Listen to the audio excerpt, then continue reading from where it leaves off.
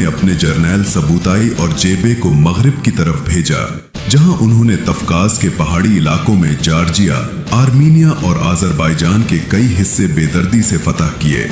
बाद में रूसी शहजादों और कोमान कबाइल की मुश्तरका फौज को शिकस्त दी। आज भी मंगोलों की ये मुहिम्मात बहुत जालिमाना और बेरहम समझी जाती हैं। चंगेज खान ने जिंदगी के आखिरी सालों में दोबारा चीन का रुख किया, जहां मगरबी शिया रियासत ने उसके खिलाफ बगावत की थी। उसने 1 साला मुहिम चलाई और पूरे इलाके को तबाह कर दिया। 1227 में शिकार के दौरान घोड़े से गिरकर वो बीमार हो गया। उसके बेटों ने जंग रोकने की तजवीज दी, मगर उसने इनकार कर दिया और इसी दौरान इंतकाल कर गया। उसकी मौत की खबर खुफिया रखी गई ताकि दुश्मनों को हौसला न मिले।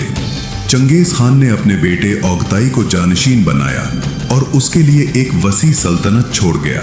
उसकी तदफीन इंतहाई राजदारी से हुई और कब्र की जगह आज तक मालूम नहीं हो सकी। उसकी मौत के बाद सल्तनत उसके बेटों और पोतों में तकसीम हो गई। कुबलाई खान ने चीन में युआन सल्तनत कायम की। बातो खान ने रूस में गोल्डन होर्ड की बुनियाद रखी और हलाको खान ने बगदाद पर कब्जा किया।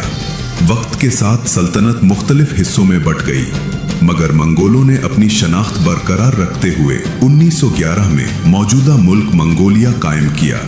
एक साइंसी तहकीक के मुताबिक आज भी दुनिया के हर 200 में से एक शख्स चंगेज खान की औलाद में से है।